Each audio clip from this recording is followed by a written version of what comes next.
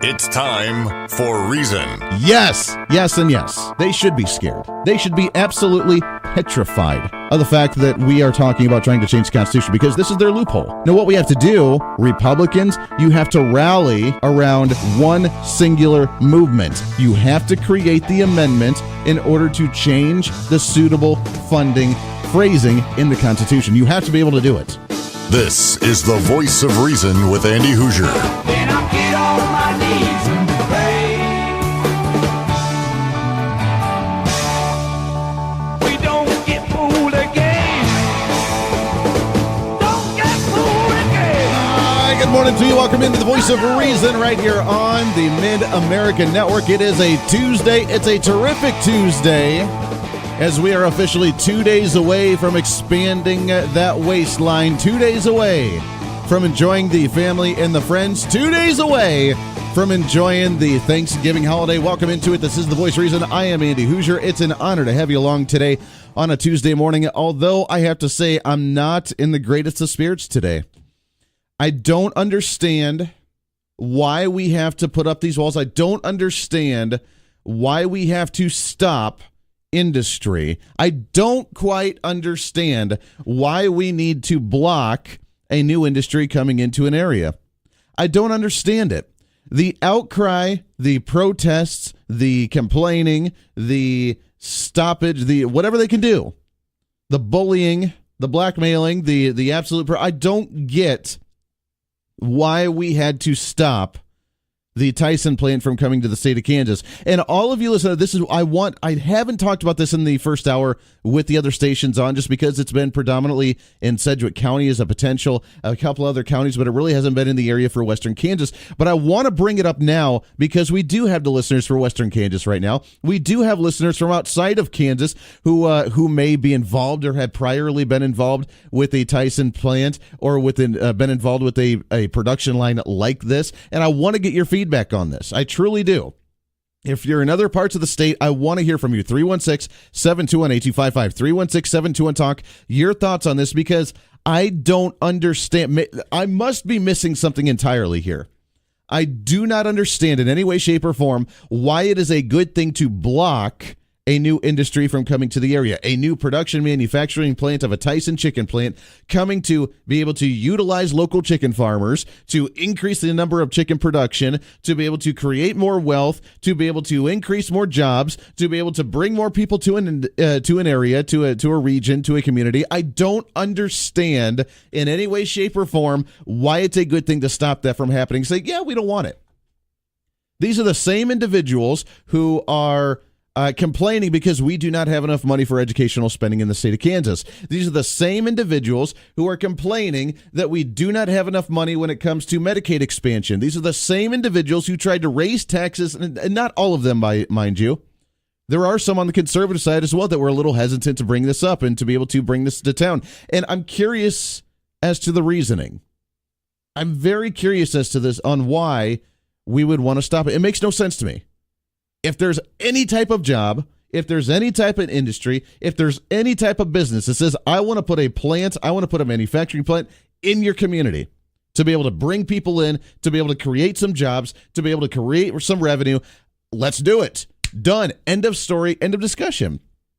To me, that's all I see. I see the money, baby. I see the dollars. Let's bring it on. Let's do it. I don't understand why we would want to stop this.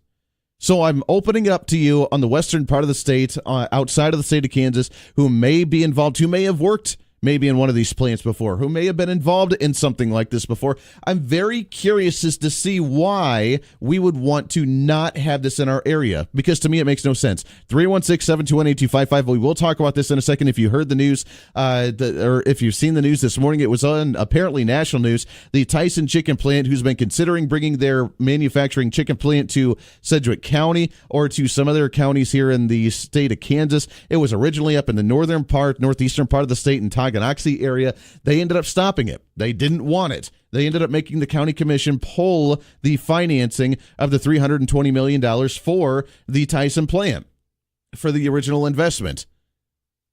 And then they started looking at other areas, and Sedgwick County became an option, became an alternative for them. And then we started seeing the protests happening. We had Clearwater, a tiny little town of Clearwater, 350 people show up earlier this week or last week for the city council meeting to protest the discussion of bringing the Tyson plant to that area. Why? Why is it the only stuff that I've talked about or that I've seen that has been hesitant to bring it in, or why they're talking about not doing it, is because they're worried about environmental issues. And to me, whatever. Yeah, we want to make sure it's fine for the environment, but guess what? We have like new technology. I don't know if we're aware of this, to where it's not going to smell very bad because we're not actually doing anything that's really going to make it smell. The water's going to be completely clean. We have plenty of ways to be able to make this secure and happy and go lucky when it comes to the environmental side of this. If you just don't want it in your backyard, then don't put it in your backyard. Let's put it somewhere else, out in the middle of the country somewhere. I have no problem on where we put it, but let's do it, baby. Oh, we're worried about trucks. Really?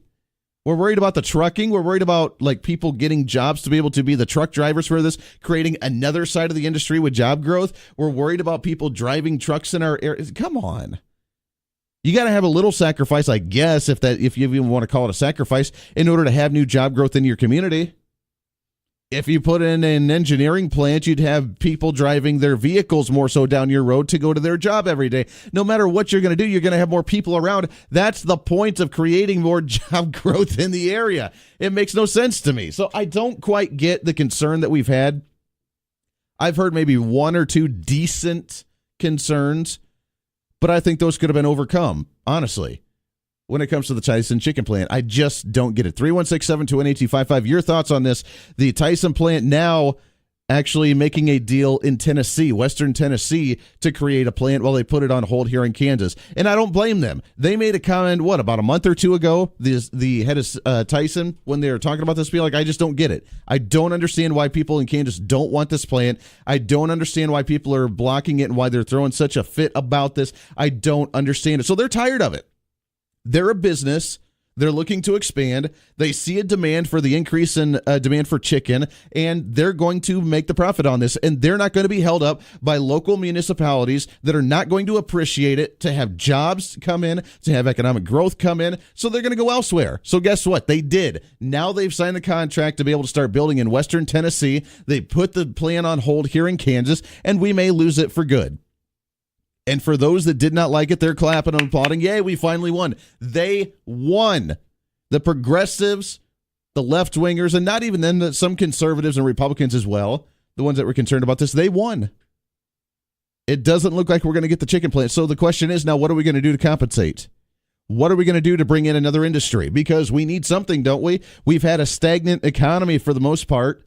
We've had low commodity prices. We've had low natural and oil gas and everything of the sort. We've had low job growth. We've had a 17-year low in unemployment rate, which is great, but we haven't been enticing new individuals to come to the state. What are we going to do to offset that and bring in new industry? I'm very curious to hear. Because right now I haven't heard any other ideas. All I've heard was, yay, we haven't brought in the Tyson plant because it's terrible, horrible, and it's going to hurt harmful, innocent little chickens, and it's going to hurt the environment. I just don't get it. Let's go to the phones here, shall we? Phones lining up here, 721-8255, 316-721-TALK. Let's take a phone call. Good morning. What's your name? This is Pete. Pete, good morning, sir. How are you? I'm doing well. I've got to take issue with you on this one, Andy. Okay. I feel that not having that Tyson plant in this state from a local standpoint, is a good thing. And here's why. You are not going to bring in high-wage, high-paying jobs. You are going to bring in jobs that, let's face it, you look at the meatpacking industry as a whole, it brings in a lot of illegals. So you bring in these low-wage, unskilled illegals, and they are going to do nothing but create more need for social services. So it's going to end up being, you might pay them $8 an hour, but you're going to end up spending more in social services, police, and everything else. So it's a net loss. I agree that's a potential. Look at the crime in Garden City and Dodge City with the meatpacking down there. Sure. No, I get it. I agree that's potential, and that's the one concern that I have had. That's the one good argument that I have had to not have this come to town, and I totally get that.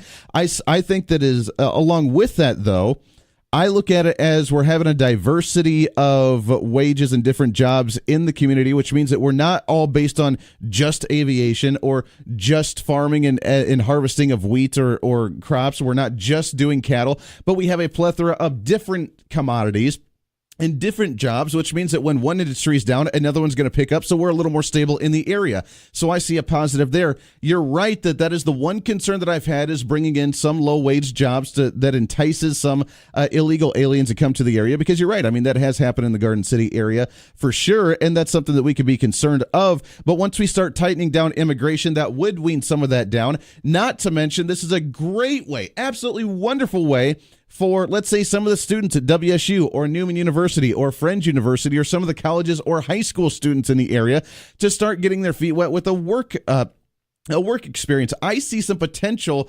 with finding other outlets of individuals coming to work there, opposed to just thinking that the entire place is going to be run by illegal aliens, which could be a concern. But if we actually crack down on immigration the way that we're supposed to be, then that could be limited, don't you think? I think what you say sounds good in theory, but in practice, it's not going to work. So you're saying even if we end up building the wall, if we continue to enforce immigration under President Trump, then we're still going to see a pouring into the community from this? I think they're going to pour in. Look, the Tyson plant, it's not that we shouldn't be encouraging new industry. I tell you what, Pete, hang on the line here. Hang on. We got some more calls as well I want to take, but Pete, hang on. We got to take a break here. We'll continue this when we come back. I'm curious to see your thoughts on this. 316-721-8255. Hang tight. Voice of Reason with Andy Hoosier.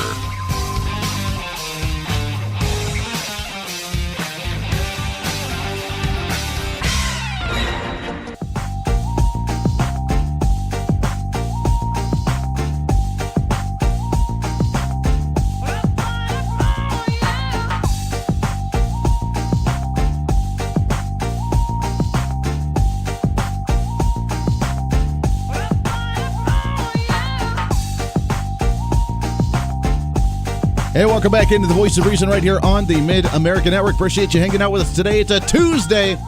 It's a terrific Tuesday, at least to some degree, except for the fact that we're not going to get a Tyson play in the area. But what do you do? 316-721-8255, 316-721-TALK. We got calls lining up here. I want to get to all of them. Pete, I know you're still on the line here. I want to wrap up with you real quick. I know the one concern that I've heard that is the most legit concern I've heard out of anything so far is what you mentioned, is the concern of more illegal aliens coming, which can have a whole bunch of other side effects to it as well. I would respond to that by saying, number one, that again, we're going to be enforcing immigration law. And if that limits the amount of them coming, which again, they're going to try and find a way. Of course, they're going to try and find a way. So we do what we can on the national level and at the local level to be able to enforce illegal immigration and immigration laws the way we need to, would restrict that. I have a very hard time wanting to live our life in fear in the local community of thinking every time that we bring in wages that aren't higher-end white-collar jobs, and all of a sudden we're going to see a flooding of illegal immigrants coming in. I don't want to live that way. And these aren't, but these does, Andy. Well, and these aren't minimum wage jobs either. These are $13 to $15 an hour, so they're decent wages. The story that I heard said that it was still below the poverty line, which may be, but it's still $13 to $15 an hour wages. So it's above minimum wage. We're going to be taking care of them decently, and this is great for unskilled labor, which is going to allow individuals, young individuals who may be looking for a job, individuals who may be needing something. This is a perfect opportunity for them. I'd hate to live my life in a community to where we say, it's not a white collar job. It's not going to be making $100,000. So therefore, if we bring it in, then it's going to bring in illegal immigrants. I got to say, when I worked construction in Colorado, the immigrants there, which many of them may have been illegal, I don't know. I mean, they were making way more money than me when I was working under the engineering department for CDOT on construction projects, and they were part of the construction team making $25-$30 an hour. So I'd say that there's a huge field and opportunity for anybody, including illegal aliens, to be making a lot better wages even than just working at a Tyson plant. Well, the first off, your argument about only going for white-collar jobs, I think is spurious at best. We do need to diversify our base, away from agriculture and aviation only. I get that. You're right. What have we done to bring in an auto manufacturer? Nothing. What have we done to bring in high tech? Nothing. Sure, and I know that's another huge opportunity. It doesn't all have to be white collar, so that argument's a red herring. The other thing is on immigration, I'll believe it when I see it. Okay, Trump's the first guy in a long time to talk the talk, but he's got to drag a bunch of knuckle-dragging foot draggers along with him to make anything happen. So I'll believe it when I see it, because there's too much of the swamp there that is trying to resist him. You got the Republicans who don't want to stop illegal immigration because they want the low wages. And then you've got the Democrats who come along and say, we want the illegal immigration because we want the voter base. So I don't expect, even though Trump wants it to happen, he's one man in a vast swamp. So I'll believe it when I see it. So that argument doesn't fly. Well, to some degree, and Pete, I want to get to another call here, so I appreciate it. I will say though that I mean, you saw the numbers that once President Trump got elected, that we saw immigration coming across the border illegally. I mean, it dropped by close to 80%. Now it's slowly ticking back up because they do see the inactivity from the federal government with some of the ideas that Trump had, but it's still extremely low compared to what it was when we continue to go down that road of the scaring of, hey, we're actually going to be like any other nation on the face of the earth, that we're going to enforce our immigration laws if you come here illegally. We're going to bust you if you come here illegally. We're going to actually start punishing you more so if you come here illegally and you commit a crime, then we're not going to tolerate it. And I think that once we start going down that road, that we can't be scared to bring in an industry that may potentially attract those types of individuals just because that we're afraid it's going to, instead of actually believing in our system, actually allowing our system to work, and then wanting to say, hey, there's an opportunity for new business altogether anyways. There's going to be a new opportunity for revenue to be coming into our community, and I want a piece of that. I really don't have a problem with that. Let's go back to the phones here, shall we? Good morning. What's your name? My name is Eddie. Eddie, good morning, sir. How are you? I am fine. Good. I'm going to try to give my view. Okay. In Sedgwick County, I've lived all of my life except for time in Marine Corps. I also lived 6 years in Clearwater. Okay. Now, forever and forever in Sedgwick County, we have the Planning Commission, which means that citizens have a right to go to the Planning Commission and express their views on what's coming into their neighborhood. Sure. It's required by law. Any new change, notices are sent out to the people affected in that area. And then they go to the citizen. This is a Republican value. This is a conservative value. Sure. People have a right to determine what they want in their neighborhood. Absolutely. Okay? Now, this Tyson's chicken plant, it's at 71st. They wanted at 71st and Ridge Road. If you go to 71st and Ridge Road down there, and I drove it the other day all around. Okay, every farm, every place has no Tyson's chickens. Besides, it is 3 miles from the city limits of Hayesville. It's approximately 5 miles from the city limits of Clearwater. They're not liking it. I tell you what, Eddie, hang on the line. I hate to cut you off right here. Stay on the line. I don't want you to go anywhere. These breaks are way too short here. Let's take a bottom of the hour break. We got to do so. When we come back, we'll get some of the concerns, because you mentioned, you're right. A lot of people had those signs not wanting the plant in there. The question is, why do we not want that? We'll talk about that when we come back. Stay here.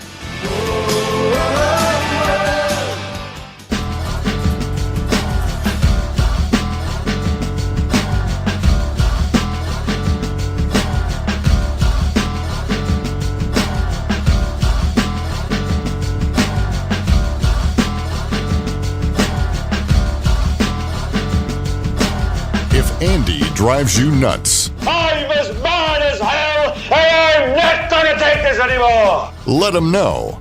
Call the show, 721-8255. This is the Voice of Reason with Andy Hoosier. Hey, welcome back into the Voice of Reason on a Tuesday morning. Good morning to you. Welcome into it. Appreciate you hanging out with us today. 316-721-8255. 316-721-TALK. You can shoot me a message on Facebook on the Voice of Reason page, the KQAM page on the Facebook Live feed we have rolling right now, on the Twitter at Hoosier Reason. More than welcome to check that out as well. Appreciate you doing all of those and others. Expanding conservatism, the fastest growing radio show in the state of Kansas and beyond, as we're talking about this morning. If you've missed it, the big news this morning, the Tyson chicken plant potentially coming to the Kansas area, potentially Sedgwick County. That one being put on hold while they sign a contract to be able to build the same plant for $320 million in Western Tennessee. We lost our opportunity to bring jobs to our area. And I want to hear from you, especially if you're on the western part of the state and you're listening and you have seen the effects, good, bad, or indecent or indifferent, when it comes to building the manufacturing plants. You have the beef processing plants out there in Garden City and those areas. So I want to hear from you. Is it a benefit to the industry? Is it a benefit to the community to bring in that revenue, or is it just not worth it? 316-728-8255. Eddie's still on the line with us as we wrap up with him. And, Eddie, I agree with you completely. You're right that we have the oversight committee. The community has a way to voice their opinion on issues, on whether they want it to come. As you mentioned, you've driven around and seen all the signs, no Tyson plant, no Tyson plant. People don't want it. I guess the question is, why? Why do we not want to bring money and revenue in a new industry and a diverse industry to the area? Okay, you just said a few minutes ago, people with experience. Okay, my family owned a farm in northeast Nebraska. Mm-hmm. There was an egg plant in Wakefield. We owned a farm right outside. Okay, we went up there to sell our property, and because of the bird flu, our property was quarantined along with all the other farmers in that. I think it was a 6-mile square area that was quarantined with sheriff's officers that we could not enter to get to our property because of the bird flu. What more do you want, Andy? Well, that's real life. Well, that could potentially be a concern. Now, I know that the Tyson plant's going to be buying the chickens from local chicken farmers and then processing them from there. So I would think, especially with the new technology today, with the way that they have it set up, and then with purchasing it from local chicken farmers, that the bird flu potential would be limited, wouldn't it? If we're going to be buying it from local chicken farmers, Andy, it was only 2 years ago. Okay. Now, another thing is, do you realize there is a Girl Scout camp 2 miles from where they want that plant to be? That Girl Scout camp has a lake there. They have canoeing. It is first class, and that would totally ruin that. And Andy, I love you to death. I really, really do. But this is not a conservative value. My wife and I, we drive a lot. And out there in Butler County, just to east of us, there are acres and acres and acres of land out there that's doing absolutely nothing. It's out in the middle of nowhere. Why can't they put it out there in the middle of nowhere? Well, that's what I'm saying. Look, I don't care where it goes. I'm not saying that it needs to be in a local school zone in a residential area, or like you mentioned, where the Girl Scouts are. That part's indifferent to me. Yeah, you're right. Let's put it out in the middle of nowhere to where it doesn't bother anybody. It's not in the middle of anybody's living areas there. It's not close to any type of camping or hiking or kayaking areas there. I'm right there with you. I just want it to be in the vicinity for us to be able to collect those jobs and that kind of revenue. I'm looking at the dollar signs here. I'm saying, hey, we have a huge potential to diversify our industry here. We have a huge potential to bring in new jobs. We have a huge potential to bring in more revenue. Why not do it? And you're right. If we're going to, let's put it out in the boondocks to where no one's around there, to where nobody really cares. I really don't mind that fact at all. But the deal of it is, now, Michael O'Donnell, I'm not going to vote for him anymore. I voted for him, but I'm not going to vote for him anymore, because what he didn't even ask the people. Ask the citizens of a town that I lived in and I loved. And I live in South Sedgwick, Kansas. Sure. They didn't even ask us, hey, that guy is toast, okay? If he thinks he's going to get reelected, and I really supported him, even when he was on the city council, he's toast. You can't do that to the people that you represent. You just can't, Andy. Sure. And besides, it is a conservative value to determine who you want, what you want in your neighborhood. Sure. Andy, you love your family. Do you want a strip club at the end of your block? Seriously. Now, come on now. Do you? Well, of course not. Of course not. No. Okay.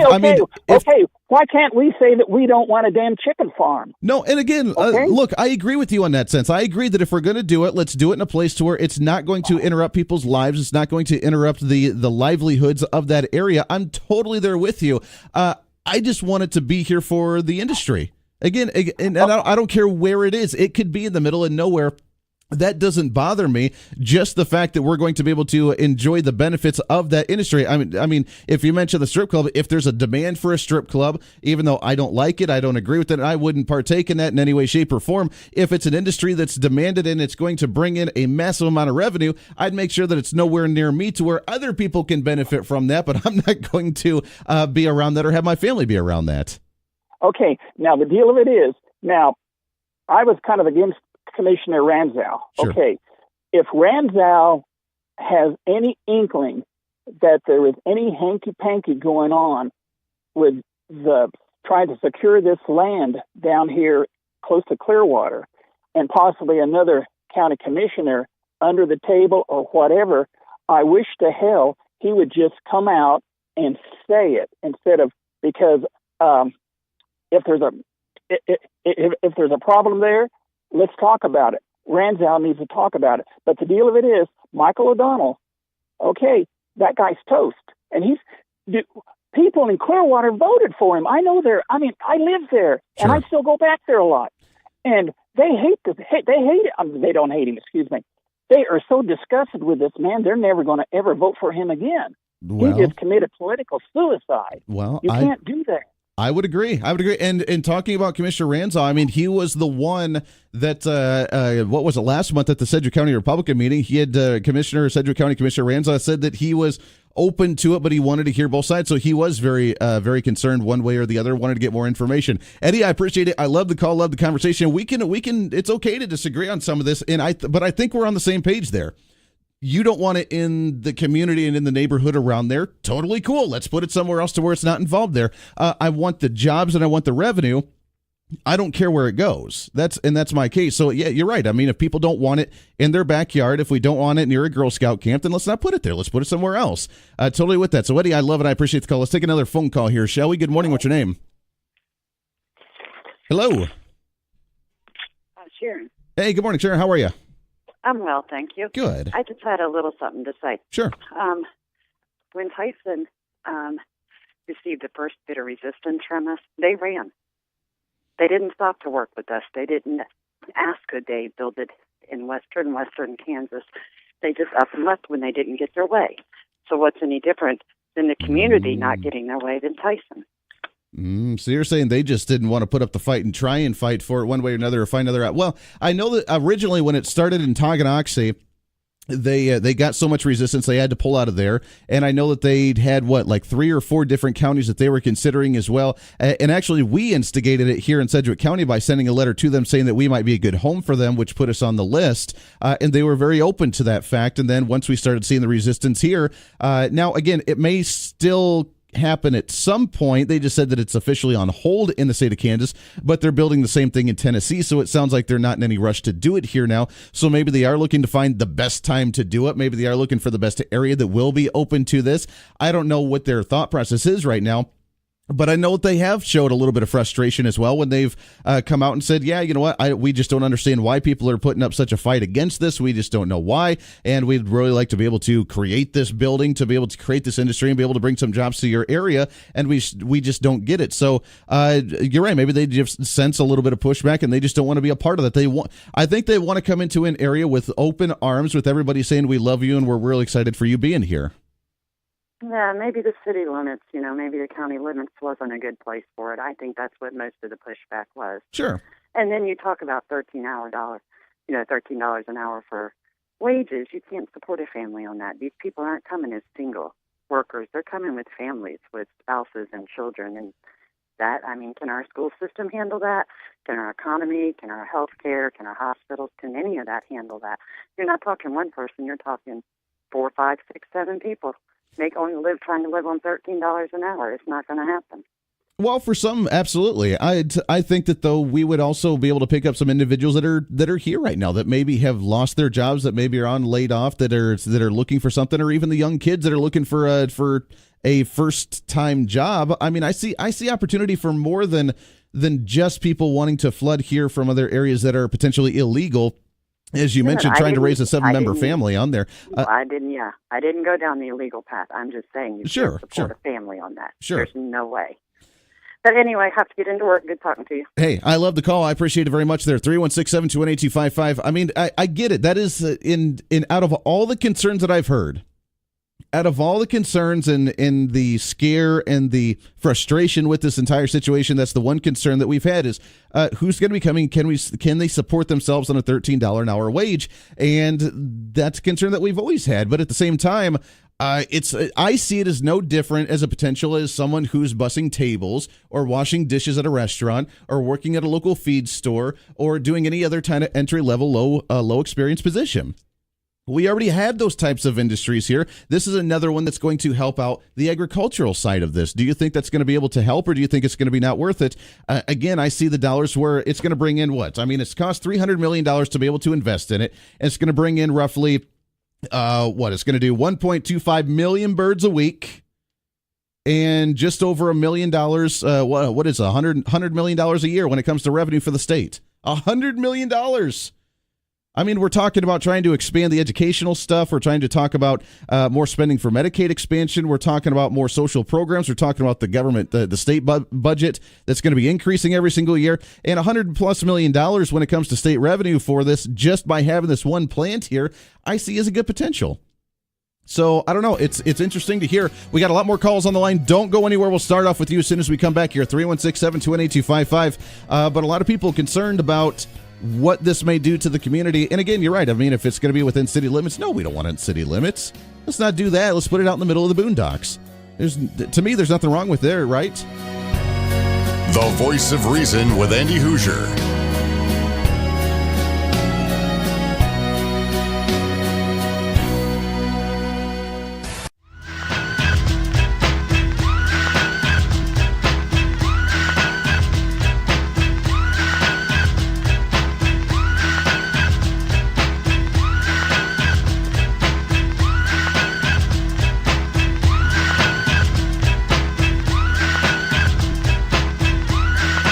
Welcome back into the Voice of Reason, wrapping up hour number one. It's actually kind of comical, and I love. I appreciate all the phone calls. Even if we disagree on this, that's totally fine. That's what we're doing here. That's the reason we're trying to bring this up and discuss it, to try and figure out why some people are not a fan of it. But I find it kind of ironic as just about every caller that we've had on the show so far has been concerned and has disagreed with the Tyson plant coming to the area. And just about every message I've gotten on social media, private and otherwise, has been in support of the Tyson plant coming here and upset of it not happening as of right now. So it's funny to see the contrast between individuals and our thoughts on this, which is why we have the conversation. I'm not going to turn anybody away because we disagree on this.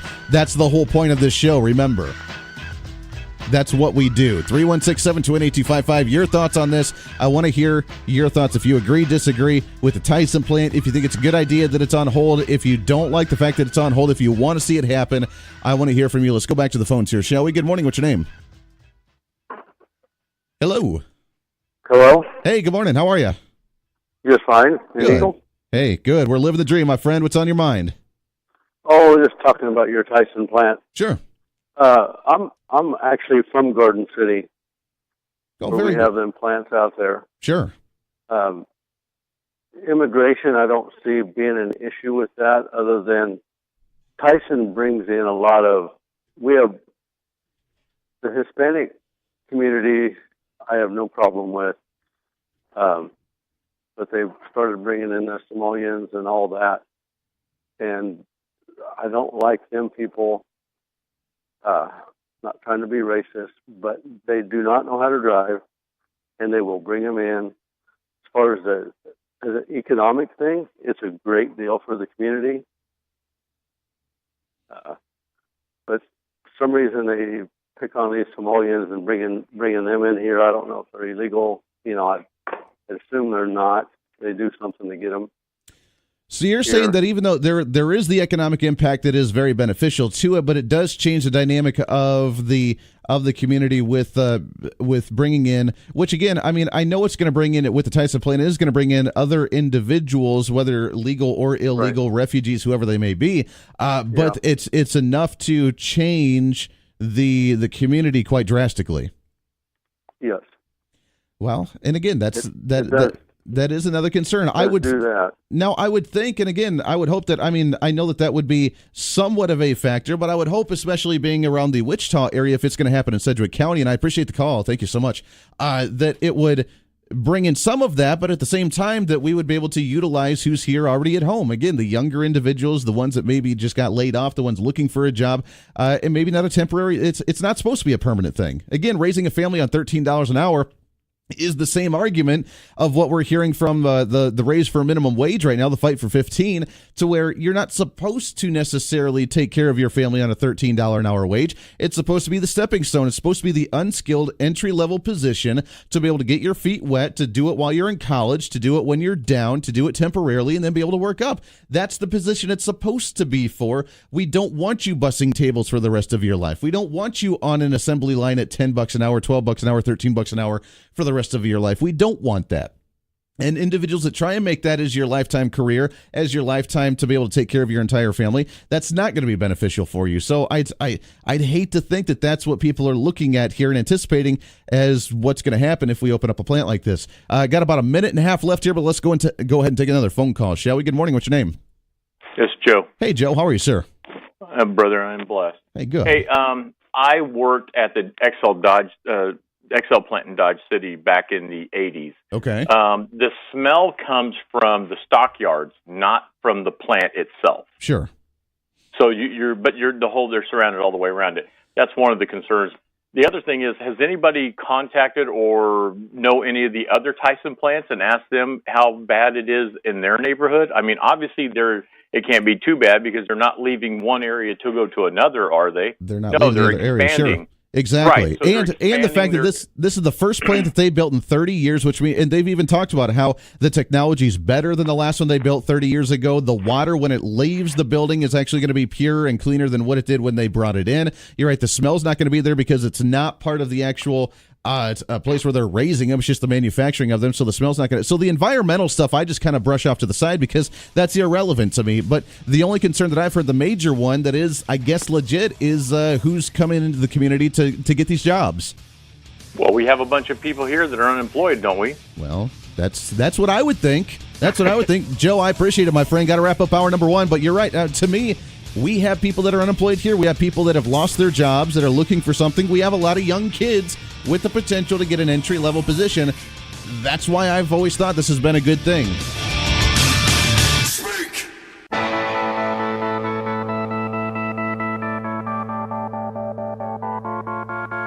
It's time for Reason. Yes, yes, and yes. They should be scared. They should be absolutely petrified of the fact that we are talking about trying to change the Constitution because this is their loophole. Now, what we have to do, Republicans, you have to rally around one singular movement. You have to create the amendment in order to change the suitable funding phrasing in the Constitution. You have to be able to do it. This is the Voice of Reason with Andy Hoosier. Then I'll get on my knees and pray. We don't get fooled again.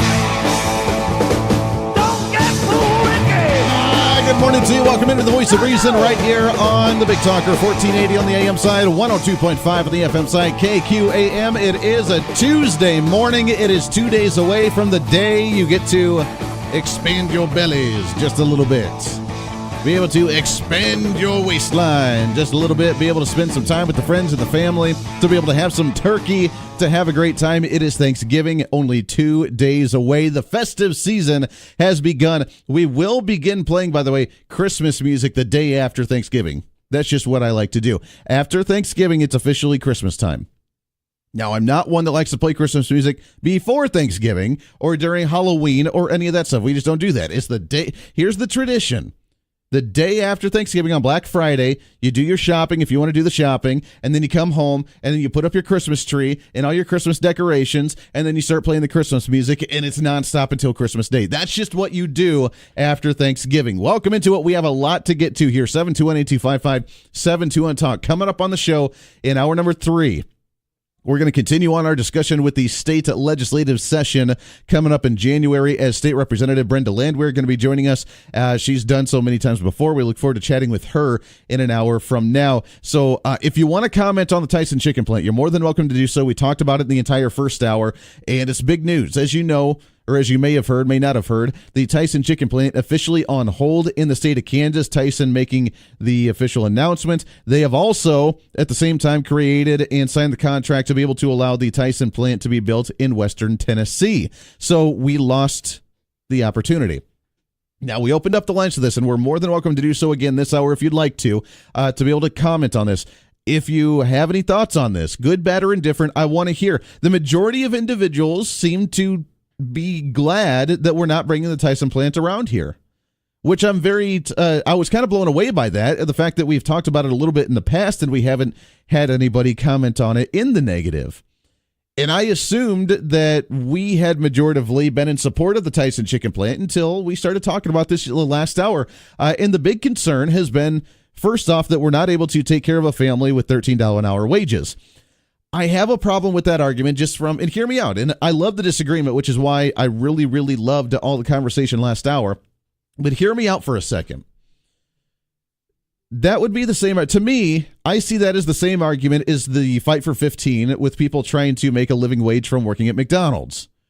I see that as the same argument as people trying to make the argument that we need to fight for 15 or we need to raise minimum wage because of the argument that that waitresses and waiters and table busters and dishwashers and all these individuals are not making a living wage off the income that they have. We need to remember as conservatives that there is a supply and demand and that there's a value set on a job, on a labor excessive job based on what the economy sets for it.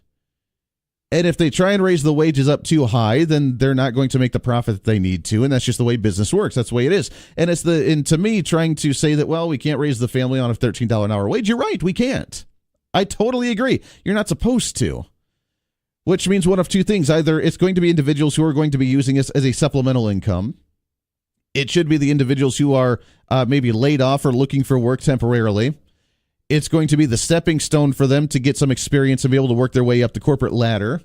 It's going to be somebody that maybe a young individual who's looking for work when it comes to maybe just getting a supplemental income while they're in college, or trying to get that labor intensive job before they go to college, during college, or shortly after college while they're looking for their career. It's supposed to be the stepping stone. The story that we read a couple of days ago had talked about one of the concerns was that it's going to have a 70 to 90% turnaround when it comes to the labor force because of the job. And again, with unskilled, low wages, that's the point. We're supposed to have that. Now, we will see, which is the biggest concern and a legit concern. The largest concern has been that I've heard, other than the environmental stuff. I don't want to hear about the environmental thing because to me that's irrelevant. I don't see the environmental damage or the environmental danger coming from the Tyson chicken plant in any way, shape, or form. That to me is an irrelevant argument. The legit concern that I've heard is people coming here, potentially illegal aliens, coming for these types of jobs, which they have done so in maybe western Kansas and some of the other areas. Under President Donald Trump, we've seen illegal immigrants crossing the border by 60 to 80% drop trying to come into the country. That is good news. Now it's ticked up a little bit because we haven't really enacted and enforced what we talked about doing. So they're starting to smell weakness and they're starting to come back across the border. We need to enforce that. We need to allow ICE to be able to do their job. We need to, if we need to, give the authority for local law enforcement to be able to punish individuals for doing that. We want to try and cap that and try and punish them and enforce immigration as much as we possibly can. That would limit how many people are actually wanting to come here to raise a 7-member family on a $13 an hour wage because they're maybe an illegal immigrant. And we don't want that. We don't want that, though, those individuals coming here illegally for a quote-unquote job opportunity like a Tyson plant at $13 an hour. That's not what we're after here.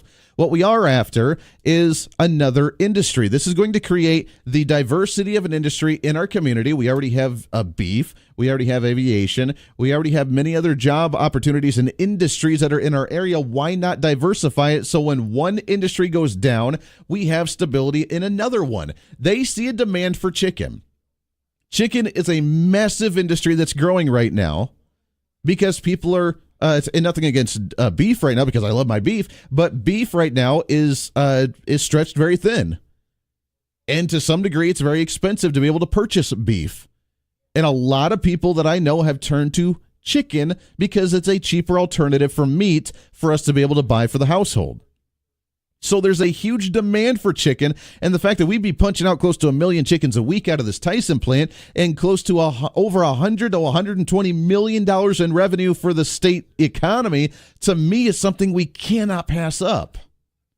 I don't want to see us pass something like that up. So I'm very concerned as to why we'd want to put this on halt. Now, if you're concerned about it coming to a local economy, into your backyard, into a residential area, all the power to you. Be concerned about that. And let's put it in the boondocks to where it's not going to affect anybody. I'm totally for that.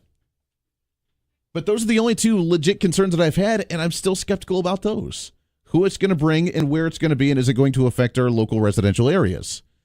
I don't want it to be in our local residential areas, but at the same time, I want the plant to be in the somewhat near vicinity for us to be able to reap the benefits from it. So if you want to comment on that, you're more than welcome to do so. 721-8255-721-TALK. Let's go to the phones here, shall we? Good morning. What's your name? Hey, Andy. What's going on, John? I just got up, man. I'm driving to McDonald's. You haven't even gotten there yet. You're calling early this morning. Well, I turned on the radio, and I heard something about Mexico, so I thought of something smart Alex could say, but then you went off into chicken. There you go. There you go. What's on your mind? Yeah. Okay. Let me see how I can mock this one. These people, okay, so I heard on the news that Tyson, sure, but they done put the whole thing on hold right now, correct? Yes, it's on hold. That's what we had just reported. It's on hold for the state of Kansas. They had just signed a contract to build the same type of plant in western Tennessee, the $300 million investment, bringing in processing close to 1 million chickens a week, bringing in close to 1,600 jobs. That, yes, it's being built now in western Tennessee, and the projects here in Kansas are potentially on hold because of the outcry against the project. Well, yeah, I'll tell you what, it sounded like to me that they're never gonna build nothing here. But maybe I can think of a way that could change. See, all you got to do is accuse all these people who don't want the Tyson plant here in Sedgwick County. Accuse them of being racist. Well, you know where I'm going? Well, yeah, you're racist because it's going to bring in all these individuals. Now, again, I am to the mind that, yeah, it'll bring in some individuals from out of the area, but I think that we have a demand for it here in our local area with a lot of our local individuals who may be looking for work or looking for supplemental income. I don't think it's going to bring in a massive flooding of individuals from across the border. No, I wasn't talking about that. I was talking about black people, because the largest number of black people in the state, I believe, live here in Wichita, and they like chicken. Oh, my gosh. Well, I guess you could go down that road as well. Sean, I appreciate it, my friend. I want to take another phone call before we take a break here, but Sean, what are you doing, buddy? 721-8255-721-TALK. No, I mean, the immigrants coming to the area is a concern, especially if they're illegal immigrants. I don't want to see illegal immigrants come to the area. Is there a demand for it locally with people that are already here? Potentially, and that's what I want to go for here. Let's go back to the phones here, shall we? Good morning. What's your name? Hey, this is Joe again. Hey, what's up, Joe? I had to call back in. I didn't get to finish my phone. No, hey, you're good, I got man. another question. Where are they going to get these chickens from? They're going to get them from local chicken farmers. And that's the other benefit from this. The fact that we're going to increase the local economy from local chicken farmers to increase their demand to be able to sell them to the chicken plant. So these local farmers, I would think at least, if you're a chicken farmer in the area and you don't like it, I'd like to hear. But the local chicken farmers, to me, I saw as the potential of, hey, you know what? We're going to have a whole another industry to be able to sell it to because they're looking for close to 1 million chickens a week. That's a lot of chicken. That's a lot of chicken.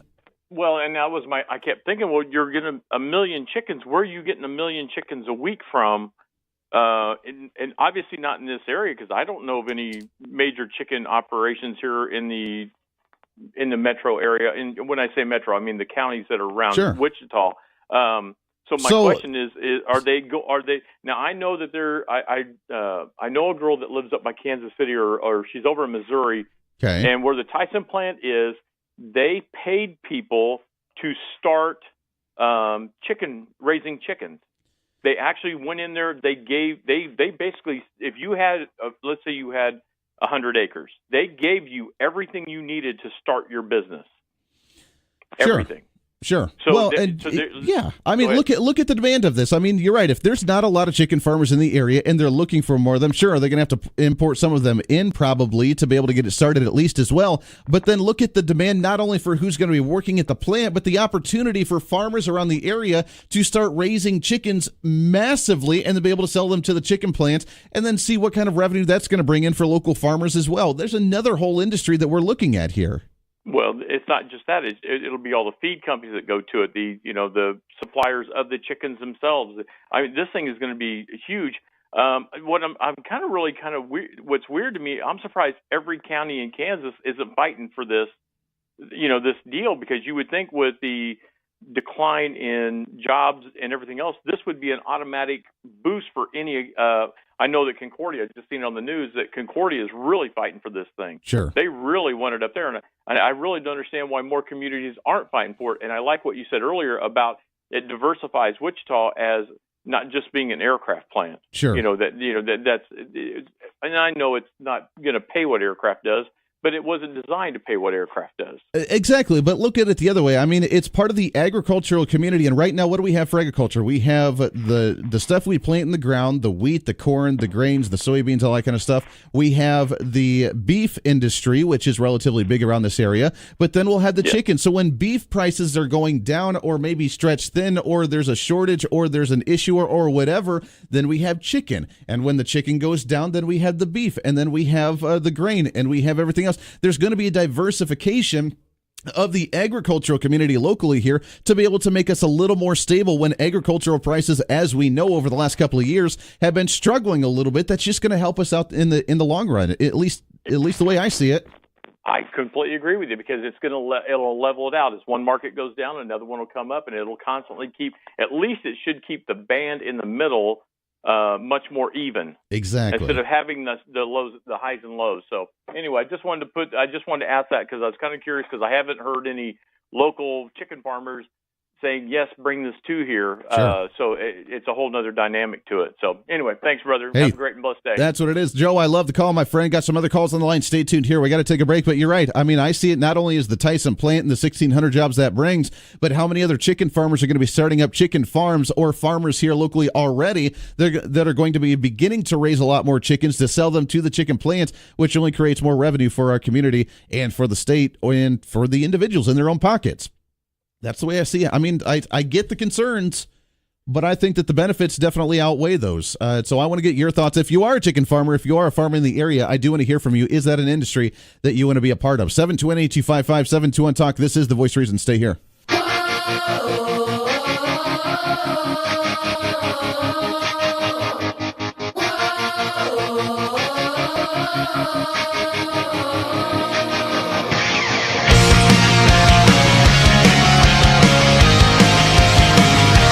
Welcome back into The Voice of Reason right here on the Big Talker KQAM. It's a Tuesday morning. Welcome into it, baby. It's a terrific Tuesday. Hashtag terrific Tuesday. Making it happen, doing the thing. 728-255-7210 Talk. Let's go right back to the phones here, shall we? Good morning. What's your name? Hello. Hey, this is Steve. Hey, what's going on, sir? Well, I just had a quick thought for Sure. you. Kind of a real So which came first, the chicken or the regret? This is going to be kind of like the casino issue where we're going to pass on it, then afterwards we're going to have all the regret in the world to go with it that we didn't go for it. That's my concern, and you're right. I'm glad you brought that up because you're right. I mean, I wasn't here for that time, but when we were talking about the casino, I mean, why would we not want a casino in our area like that again as well? And you're right. Afterwards, oh, look at this. Now we have tons of revenue coming out of that guy, and we had huge potential, and why didn't we do that? I don't want us to have that regret here again by... Yeah, we have a stagnant economy. I think Mayor Jeff Longwell's done a great job trying to bring industry here. I think that Governor Brownback has been trying to bring industry to the state of Kansas overall. He started bringing dairy here, which is a great thing, but we have an opportunity for another piece of diversification with agriculture, with chickens, and we're going to miss the boat on this one too. Is it just because we're scared of change, or do we have some legit concerns here?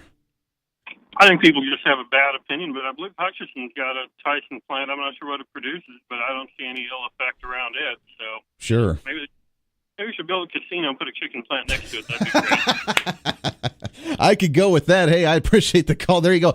Build the casino, and inside the casino, once you're done actually gambling, you can go in the back and process the chickens. You can work at both locations at the same time. I think we have an opportunity here. I see an investment. Who wants to invest on this with me? We can create a chicken/casino plant. You can bid on how many chickens and gamble on which how many chickens are actually going to be processed that day. You never know. You never know. I see an opportunity here, and that's the only thing. I see the dollars. I see the money. I see the potential for a new industry, for diversity, and I see us doing some really cool things in the area if we allow it. Now, again, all the concerns that I've heard, the legit ones with who's going to be working there and where it's going to be located, I totally get. And if you're concerned it's going to be in your backyard and you're concerned that it's going to be near where they were talking about, near Clearwater, where it was going to be the Girl Scout camp, and they were going to have some problems with not being able to kayak or what's going to happen in that plant in that area, okay, let's put it somewhere else. Let's put it in the boondocks. Let's put it somewhere to where it's not going to be right in our backyard. Let's do that. But let's make it happen, baby. Come on. But it doesn't sound like it's going to right now. Officially on hold as we speak, as they're building the plant now in western Tennessee. Did we already miss the boat? I guess time will tell. Bottom of the hour news coming up here. We'll shift gears a little bit when we come back. This is your show. It's the Voice of Reason on KQAM. Stay here.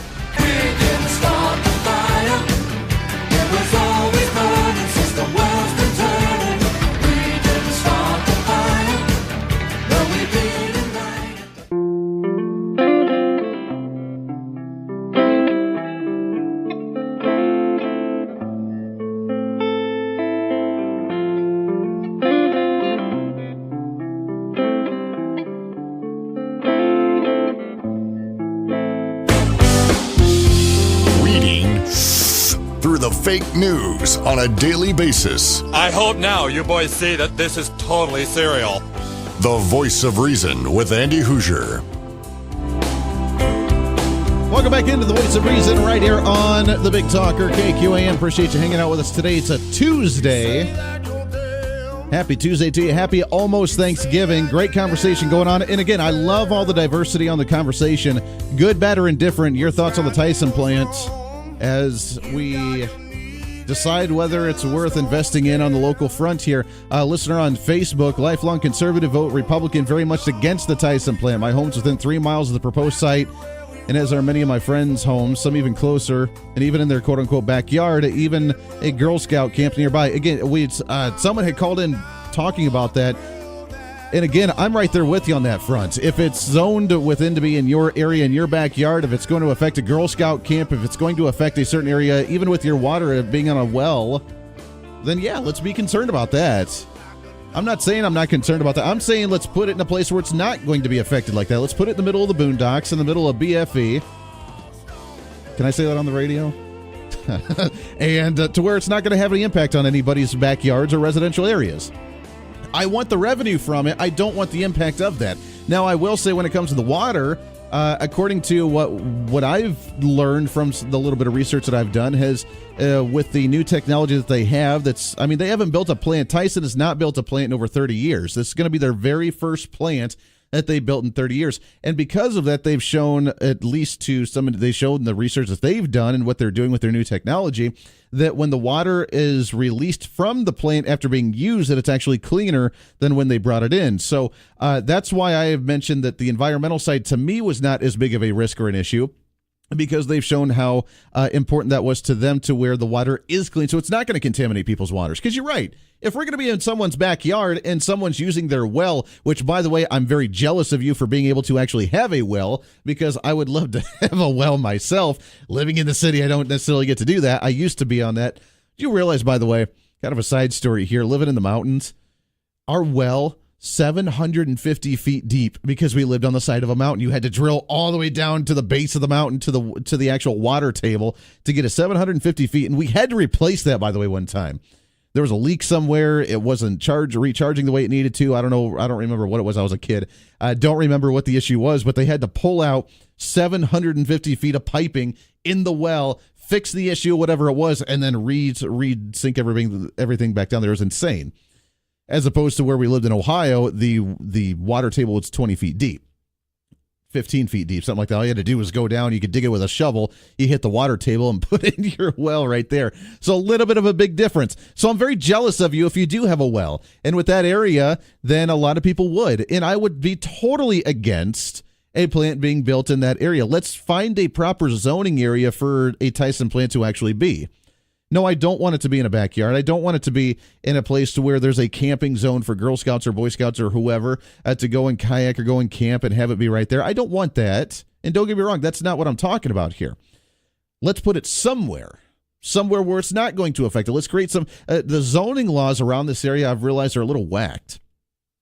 Because if that's the best place we can come up with, then it's not really Tyson's issue. It's really our issue for not finding a better place to put it, right?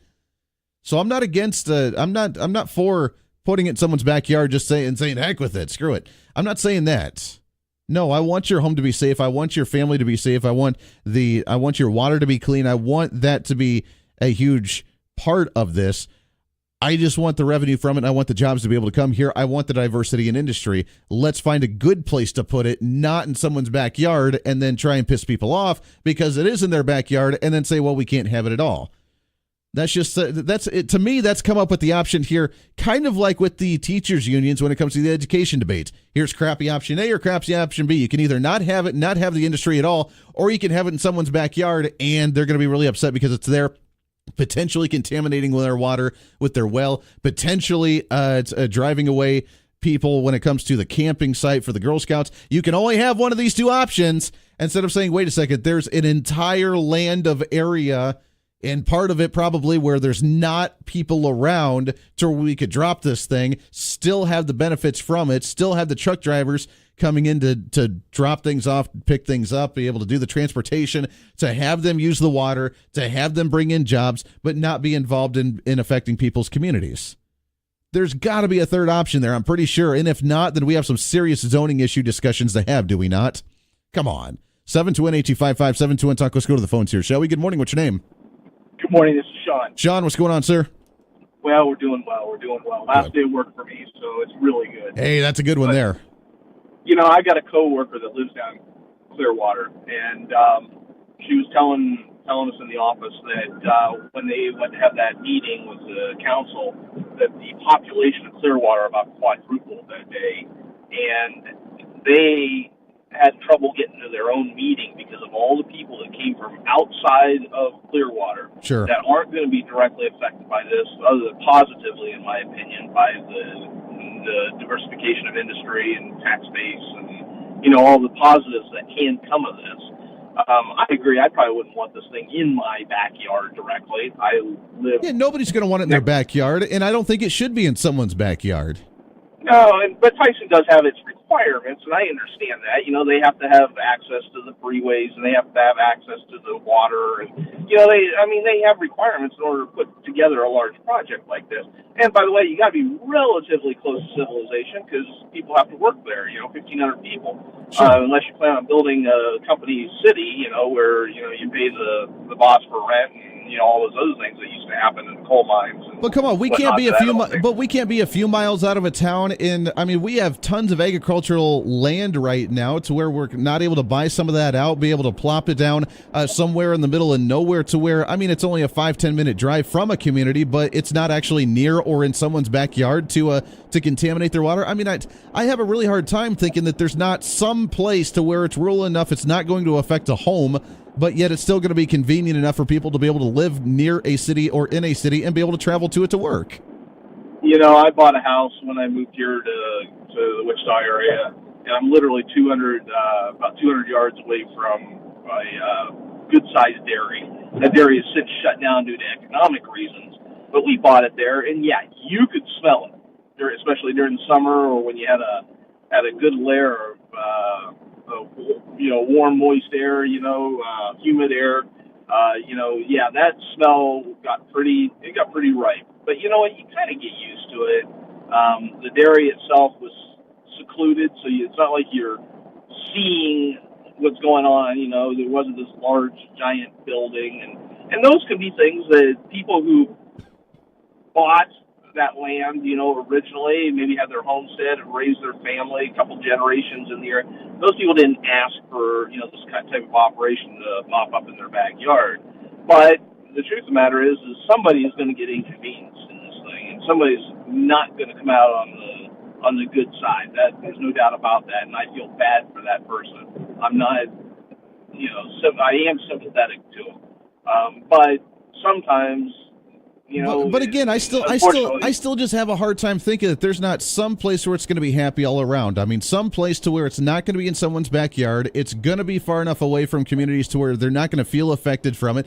They're not going to smell it. And again, the processing plant's not really what smells, but it's the growing of the chickens. So it's going to be the actual farmers that are raising the chickens, which is going to be, by the way, a whole nother huge industry that can be created here to be able to sell the chickens to the Tyson plant. The water's, according to Tyson, the water's not going to be contaminated. They're not going to get a big smell. It's just going to be a very big plant that's going to bring a lot of people to that area. And we just need to find a way to keep it away from people's backyards, but yet close enough for convenience. And I think that we could find a place to make that happen.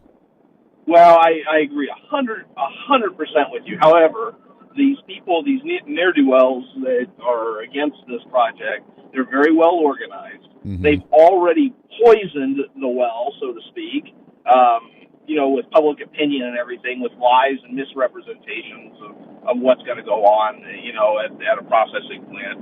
You would think that we have a new Chernobyl being built down there, just by some of the crap that those people are saying. It's just literally not true what they're saying. It's even beyond distortion of the truth. Some of it, absolutely. But they've already poisoned the well, which, Tyson can say, we really want to build this thing, but, we don't necessarily need Kansas here.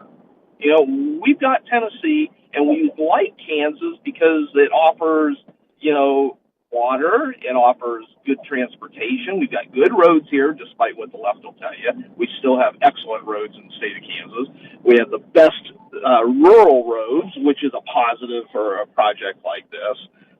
There are so many good reasons why Kansas is being pursued and why Tyson is putting up with this. Any other business would say, really? Fine, I'll take my money and I'll go elsewhere. See you later. Well, that's what we're doing. That's what they're doing with building the plant in Tennessee now. Sean, I love it. I hate to cut you off there. I got to take a break. We're running a little late there, but no, I get it. There are some, and again, there are some legit concerns. I think some of them have been blown out of proportion. You're right. Some of them have been false information given, but like we mentioned, there have been a lot of conservatives, and in the first hour, out of the 8-10 calls that we had, all but one of them have been against the Tyson plant. So there are a lot of conservatives that are against this in the way it was done. And I would agree with their concerns. Absolutely. Let's figure out a way to make those concerns go away, but still be able to keep the plant somewhere. That's what I'm talking about. Let's still find a way to make this happen with the concerns that people actually have in those local communities. Look, I totally get it. I'm not saying, heck with your water, screw that. That's not what I'm saying at all, in any way, shape, or form. We have an opportunity to create another industry. We have another opportunity to create more jobs, 1,600 jobs. We have an opportunity to create over $100 million in revenue for the state.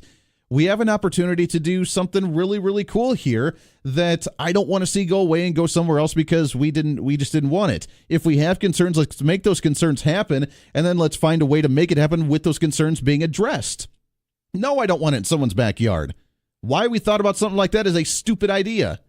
Why wouldn't we try and, if it's a zoning issue, let's address the zoning laws here instead of attacking Tyson. If it's an issue with the smell, we'll see what it smells like, and let's put it in a place where it's not going to affect anybody. If we're concerned about the water and your wells, let's address that and make sure it's not going to contaminate your wells and put it somewhere else. That's all I'm saying. Let's address those issues and still make it happen, but somewhere else. Why we want to put it in somebody's backyard boggles the mind to me. Just don't understand that. Got to take a break here. Your thoughts and calls when we come back. This is The Voice of Reason on KQAM. This is The Voice of Reason with Andy Hoosier.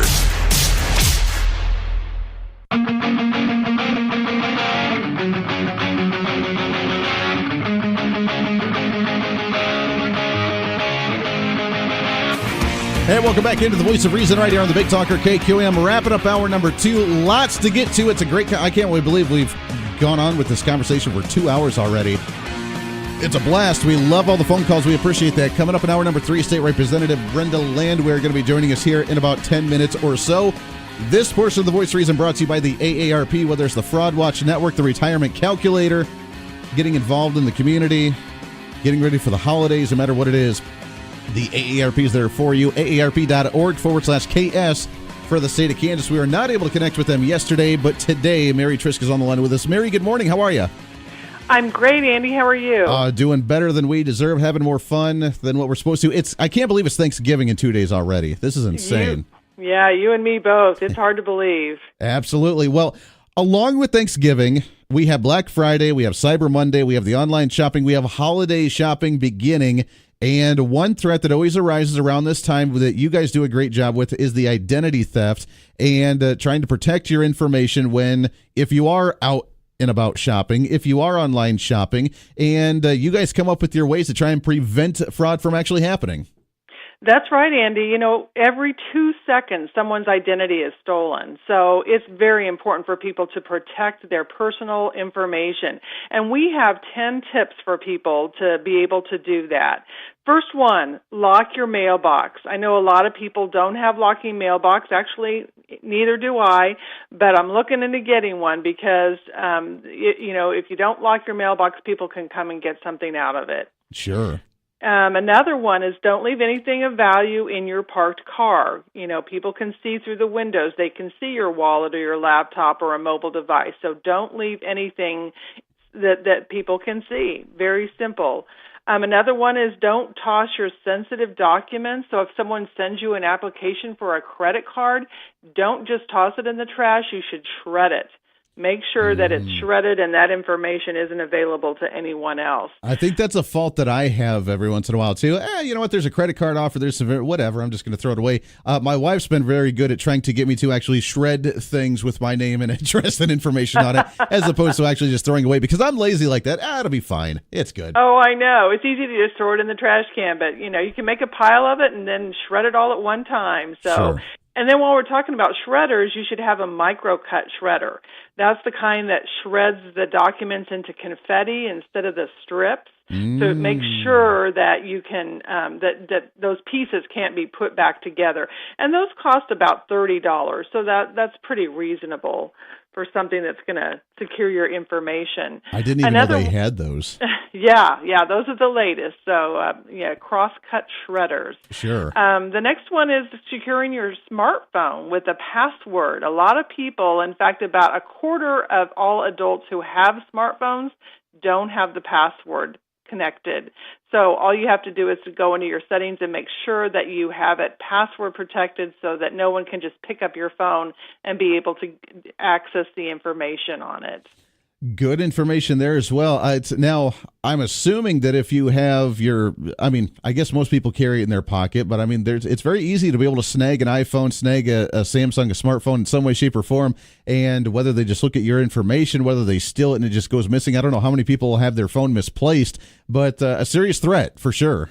Oh, yeah. And make sure your passwords are a little more, complicated than 1, 2, 3 or your birth date or a kid's name. You should set a passphrase like just do it and then change some of the letters out into symbols. So make it a little more complicated for someone to get into. Same goes for your computer.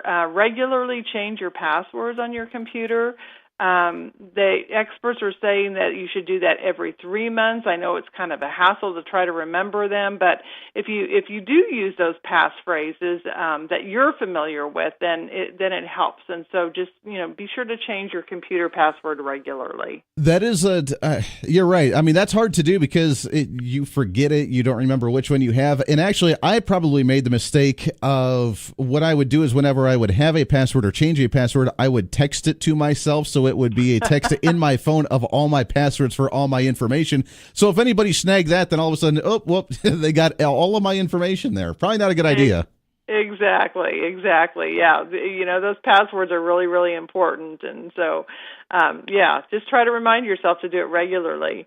Another thing is don't share your Social Security number with just anyone. There's just a few cases that you really need to share it with people, and those are for tax purposes, for obtaining credit, and to verify employment.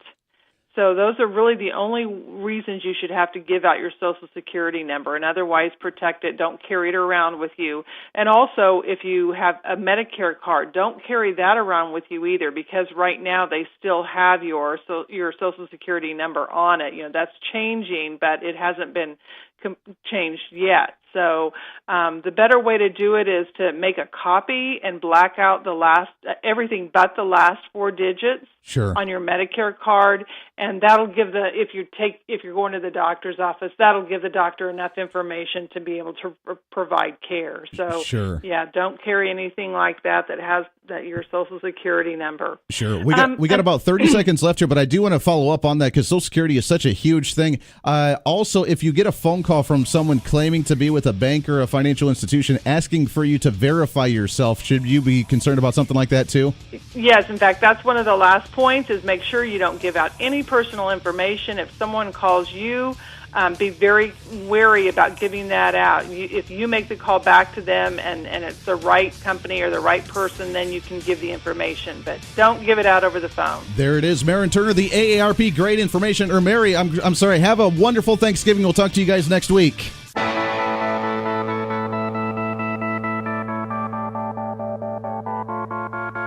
It's time for Reason.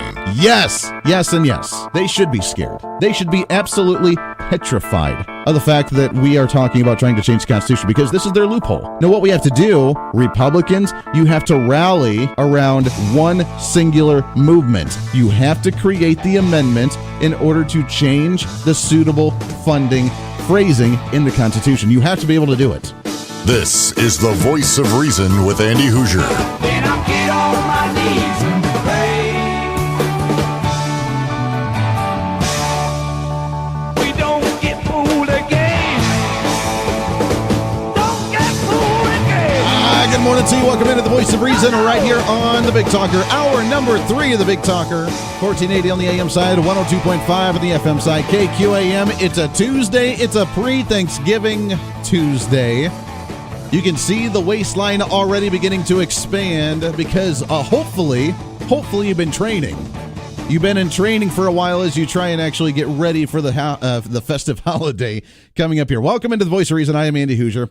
It's an honor to have you along here as we move along this week, advancing conservatism on a daily basis, the fastest growing radio show in the entire state of Kansas and beyond. We love having you here. 728-255-721-TALK. Shoot me a message on Facebook, on the Voice of Reason page, on the KQAM page, on the Twitter, at Hoosier Reason. The Facebook Live feed is up and rolling as well, and we love it and appreciate it when you check that out. Let's get into it here. We've been talking about the Tyson plan all show so far, and I want to shift gears just a little bit here. If you still want to chime in, we can go back to that after the bottom of the hour, but I want to get into the legislative session 2018. We talked with Blake Carpenter last week, State Representative, and he laid out what he thought would be some potentially good news.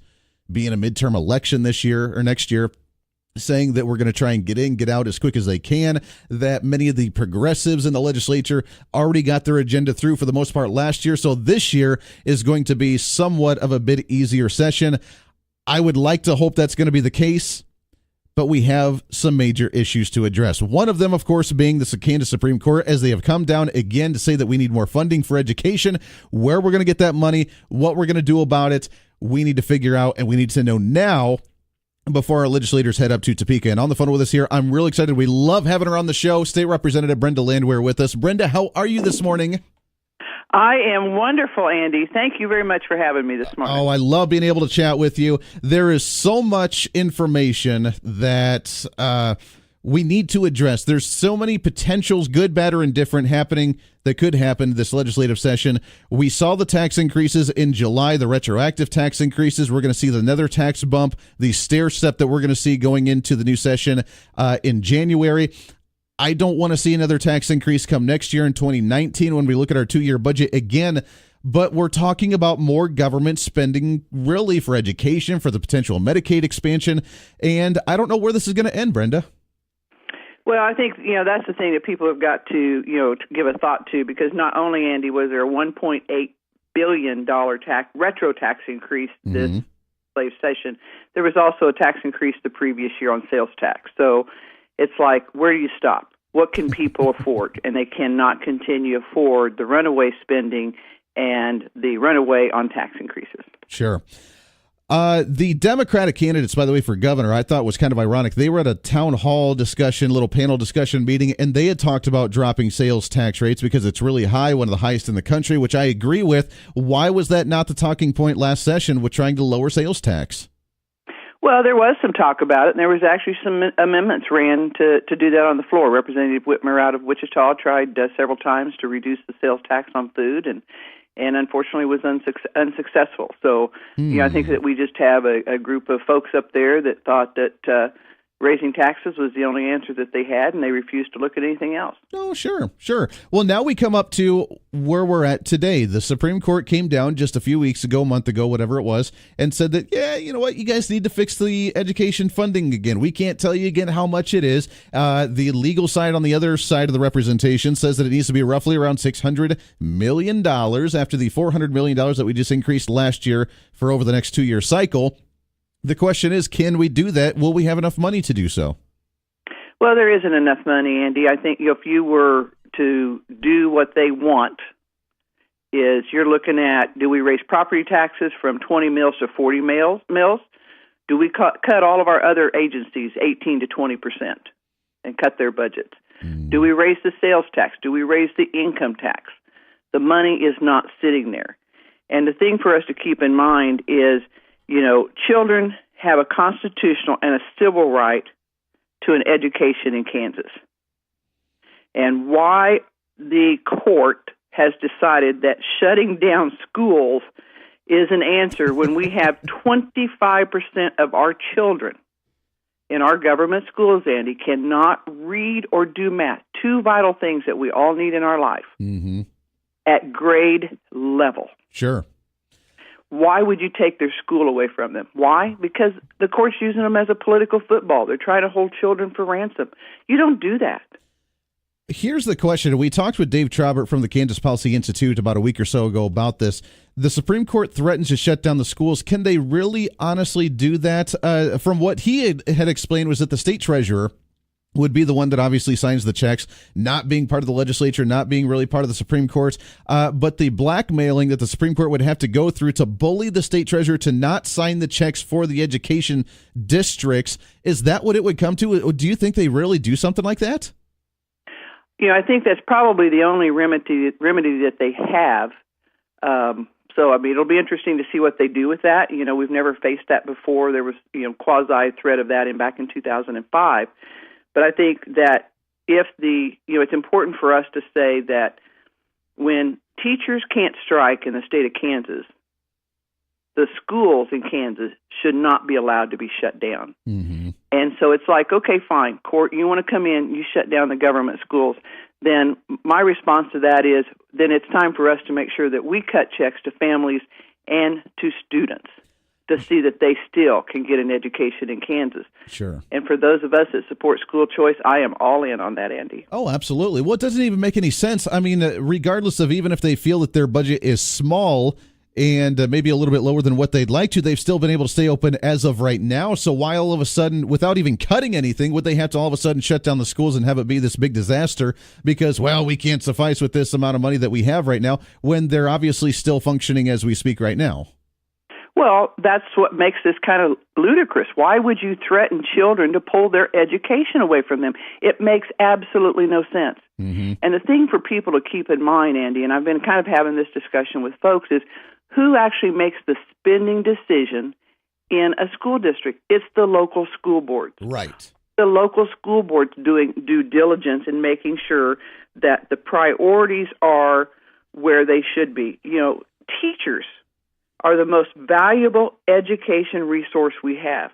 But we hear all the time, Andy, about having a teacher shortage. We have a lot of teacher vacancies. Have you ever heard of a vacancy in the administration?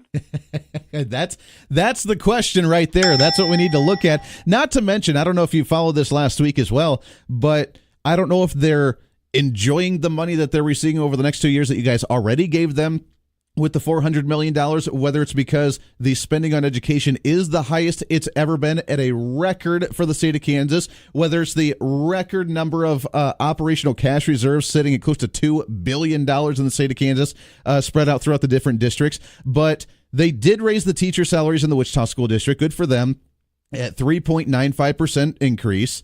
But then just a couple of days ago, they turn around and they give a hike in salary to the superintendent 5 months into the job of a 6.5 or 6.05% increase to almost $300,000 annual salary. If you guys continue to give them money, I'm curious to see which side of the aisle that the money's actually going to go towards when they actually allot it to the school district. Well, you know, Andy, I'm not going to put that on the superintendent. She went in and negotiated the contract. Sure. And who made the final decision? Sure. Oh, that's right, the local school board. Mm-hmm. So if people want to be upset with someone, don't be upset with her. She did what anyone else does when they're out there negotiating a contract for a job. Absolutely. The local school board did not do due diligence, and 9 times out of 10, they only rubber stamp budgets and everything else that comes from the school district. They do not actually get into it and make priority decisions.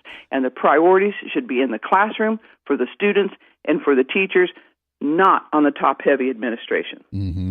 We saw the news a couple of weeks ago of the House allotting $400,000 to go towards attorneys to begin fighting this process. Is that standard what you guys have been doing already? Is this good news? Do we see a beginning of a fight, of the line drawn in the sand of saying we're not going to go beyond this point and you guys are not going to push us to that point and we're going to prepare ourselves for the fight that's about to come?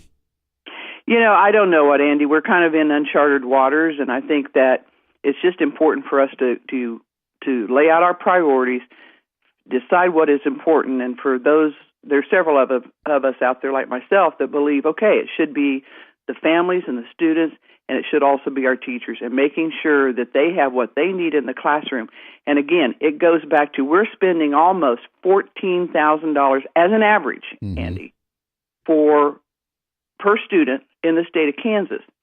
And come January, we're actually going to have a report that is mandated now every year that will show how much money is given to a district per student, and it'll break out what that, where that money comes from. Because you'll have a lot of people come in, they say, well, but this money can only be used for the buildings. Oh, no, wait a minute, this money can only be used. It's like, no, you're making excuses. Sure. So if the legislature was to say, okay, we're going to give you that $600 million, where's the guarantee that actually closes any gaps, Andy? There isn't any. And they talk about not having equality amongst the school districts. Well, do we have equality amongst our school buildings within a district? Do we have the experienced teachers in those buildings? Do we have the same subjects being taught? Do we have college vo-tech classes, et cetera, being offered to all the students? Where is there equality within the buildings? And this is the thing: the court does not have the ability to get into the details of this. Oh, of course and not. I know that the chairman of the K-12 Budget Committee in the House, which has dealt with this issue last year and will deal with it again this year, the hope was that we'd be able to start getting down into details. Instead, we're right back to where we were January 1. Mm-hmm. Yeah, I mean, the hypocrisy in this entire discussion is completely absurd. Now, here's a question kind of more on the political front of this. Next year are midterm elections for many of the House members. The question is, will they stand on, I mean, some of these, even Republicans, moderate Republicans, establishment, rhinos, whatever you want to call them, that supported the tax increase last year, would they put their political careers on the line by supporting another massive spending increase for education, which is going to result in more tax rates being increased somewhere, like you mentioned, either sales tax, property tax, individual or business incomes, or are they going to stand and try and fight the Supreme Court as their job for members of the House, the power of the purse, and try and actually have somewhat of the spine to stand up and say, we're not going to do this because we can't do it? Well, now you're asking me to be a mind reader. And, I thought we did a pretty good job with the funding that we came back out with this current year. And I actually supported it to the upsetting a few of my colleagues, but I felt like we had done a really pretty good job. I don't know where those folks will go, because one of the things I've discovered, Andy, is that those very folks that voted for that retroactive tax increase were the people that when they campaigned, they talked about closing the, quote, LLC loophole. Yes. They did not go around and tell people, I'm going to raise every single person's taxes out here, because, guess what? That LLC loophole, so-called, was only worth maybe somewhere between $150, $200 million. Sure. But they raised taxes $1.8 billion. Yep.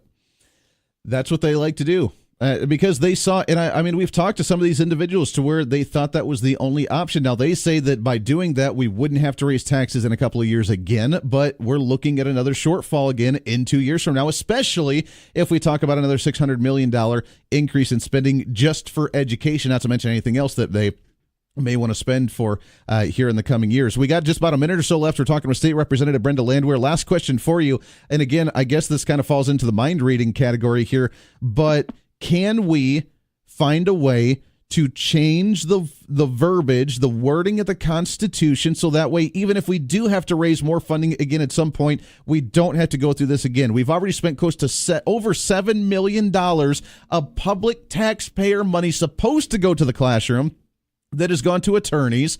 This is it's a never-ending cycle. Every time that we think that we've given enough or we've changed the formula enough, they ask for more. And if we even give in for this $600 million, the next year they're going to say that we're short again. We need another $800 million. It will never, ever end, because right now they're totally in control. And the only way to change that is to make sure that we change the verbiage in the Constitution.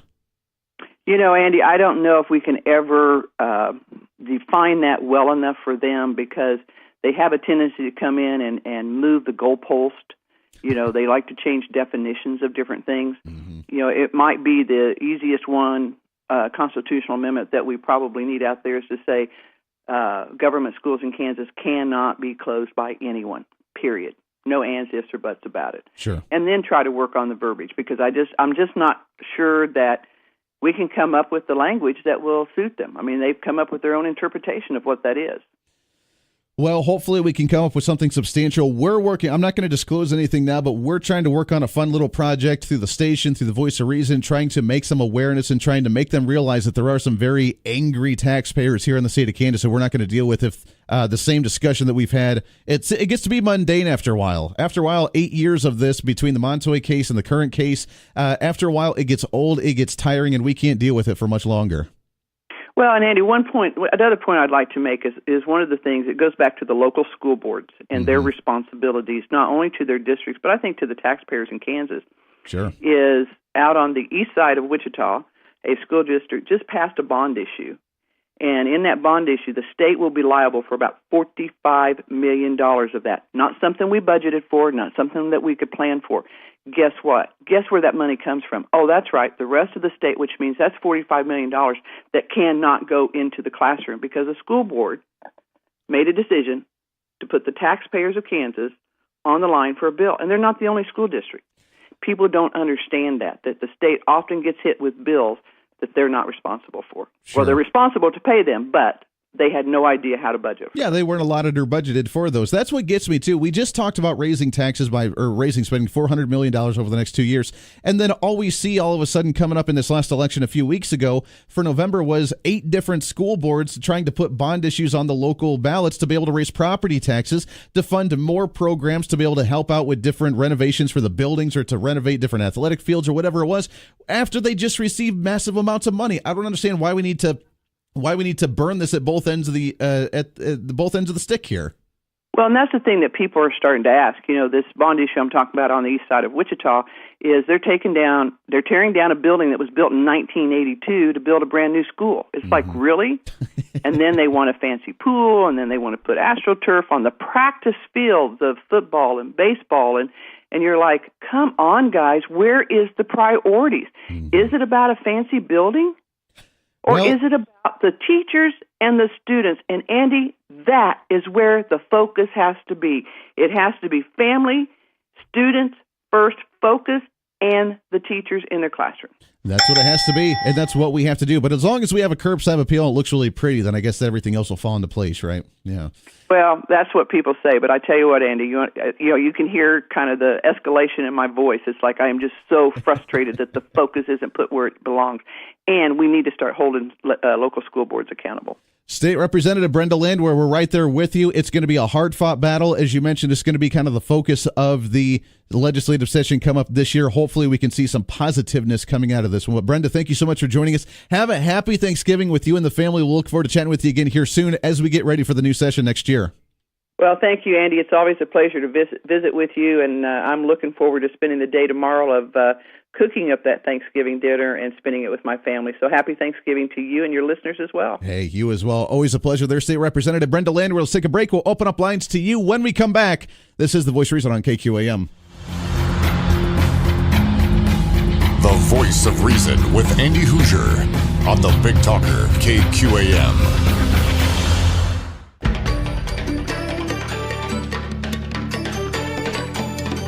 Thanks again, State Representative Brenda Landwehr joining the program. There are lots more to cover. Your thoughts and calls when we come back as well. Bottom of the hour news. Went a little long in that segment, but that's all right. Just imagine $14,000 check written to you from the state saying, hey, you know what? Here's per kid. Choose where you want to take your kid for your education. It's up to you now. We're not going to decide that for you. Just imagine that.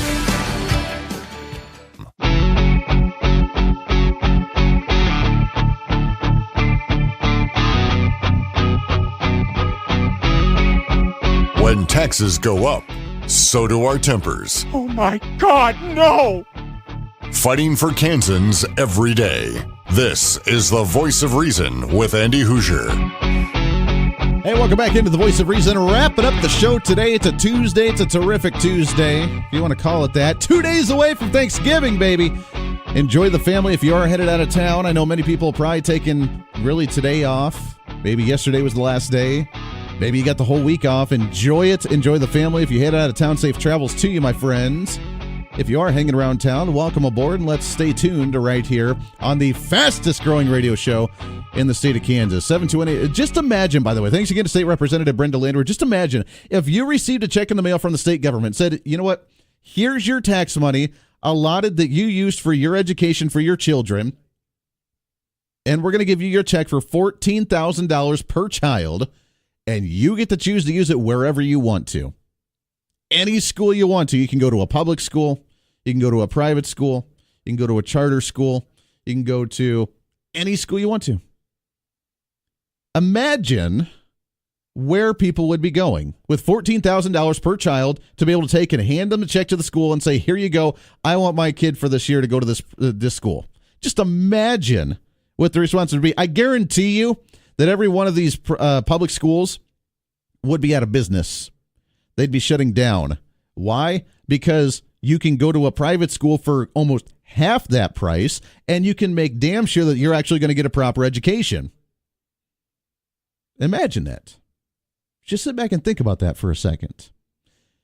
Now, with that kind of mentality, do you think that would you as an individual want to invest $14,000 a year into something that's not having an ROI, a return on investment, getting the proper education, getting the students up to a proper reading or math level, getting them prepared for college, getting them prepared for the higher education or prepared for the workforce, whatever they intend to go into, because you're spending $14,000 a year that you're investing in. You're already doing it. $14,000 a year per student to go to a school that's not actually running efficiently. Do you think there'd be some changes pretty quickly if that was on the private side? Yeah, probably. And at the same time, then we say, well, the workers aren't, being the teachers, the workers aren't getting paid enough. We need to compensate for that. Okay, great. Let's give them a 4% bump in salary. Actually, a 3.9% because they couldn't quite get to 4%. But they could sure get that 6% raise for that superintendent, right?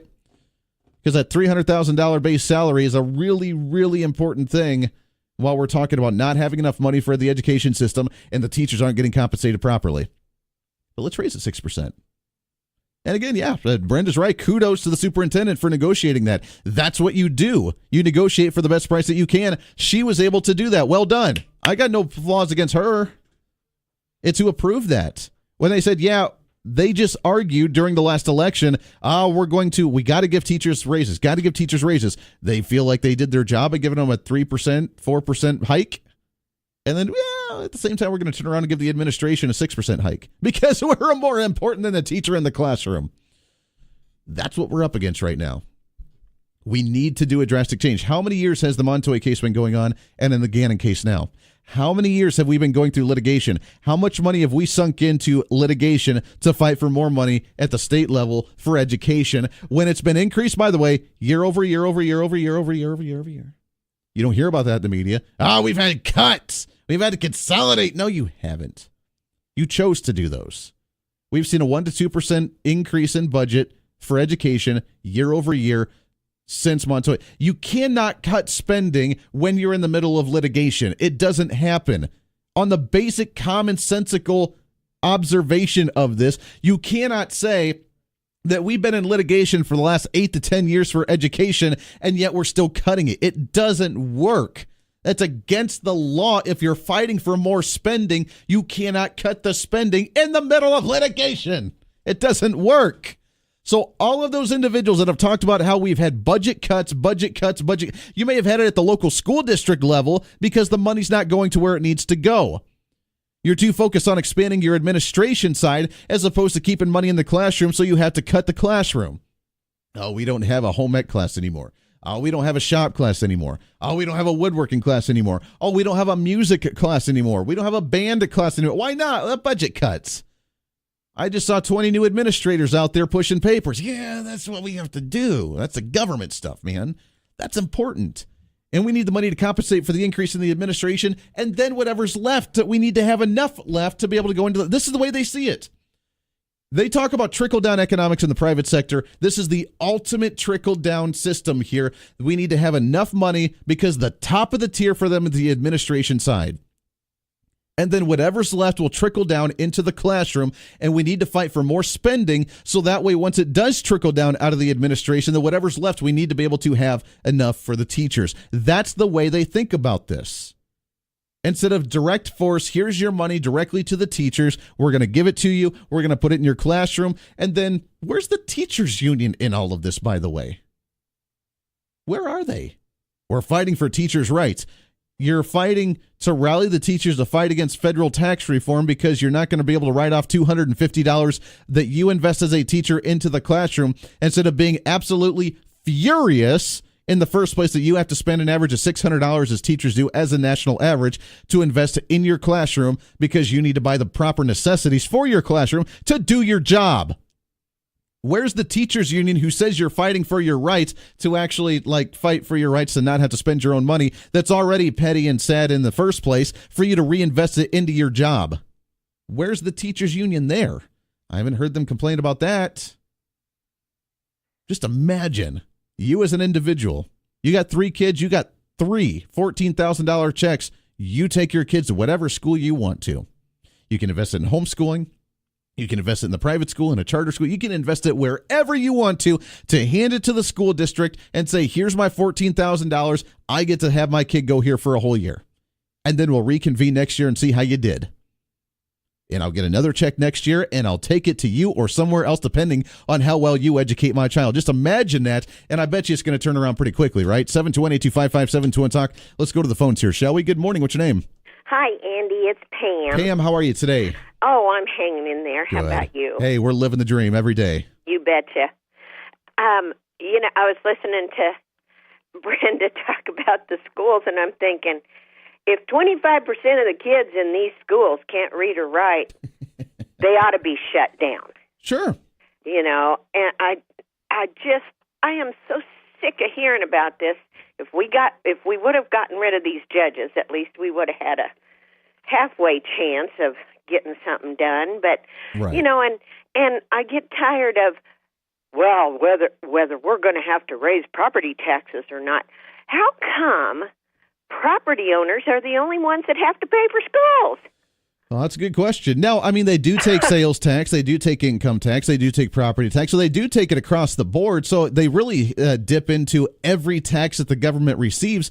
My concern is, why do they dip in at the state level for all of that, and then the local school board turns around and says, oh, we need to put a bond issue on your property tax again here locally to do some more renovations, because what the state gave us, what you paid into the state with your taxes, wasn't enough. So now we need to do a local bond issue to do more. So you're going to take it, you're going to pay to the state, and you're going to pay to the local bond issue there with your property taxes. Well, I'm telling you, 80%, actually 79 point something of my property tax is for schools. Right. And I live in Butler County, and I'm paying for schools in Bel Air, in Sedgwick County. Sure. Because of one of these idiotic bond issues. And I'm telling you. Don't you feel nice that you feel like you're contributing to society? Plus, I don't have any kids, never had kids. And I'm thinking, okay, and now we're going to send people money.